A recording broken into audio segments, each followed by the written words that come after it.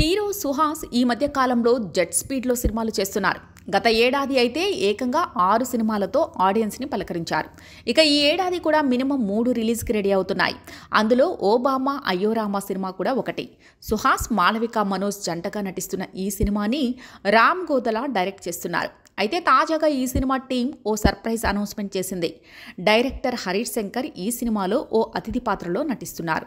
ఇటీవలే ఆయన పాత్రకు సంబంధించిన షూటింగ్ కూడా పూర్తయింది. తాజాగా ఈ విషయాన్ని ప్రకటిస్తూ ఓ వీడియోని రిలీజ్ చేశారు.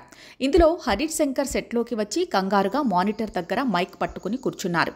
ఇంతలో డైరెక్టర్ వచ్చి ఈసారి మీరు కెమెరా వెనక కాదు కెమెరా ముందు అంటూ కౌంటర్ ఇచ్చారు. దీంతో స్క్రిప్ట్ పేపర్లు తీసుకుని కెమెరా ముందు కూర్చున్నారు హరీష్.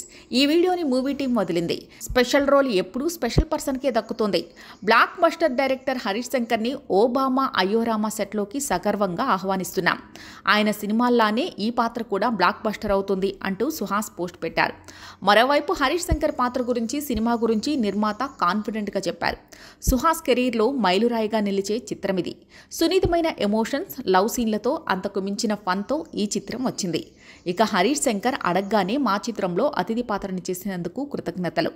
ఈ వేసవిలో ఓబామా అయ్యోరామా మంచి వినోదాన్ని పంచుతోంది అంటూ నిర్మాత హరీష్ నల్లా చెప్పారు. ఈ సినిమాలో అలీ, అనిత, హంసానందిని లాంటి స్టార్లు కీలక పాత్రలో నటించారు.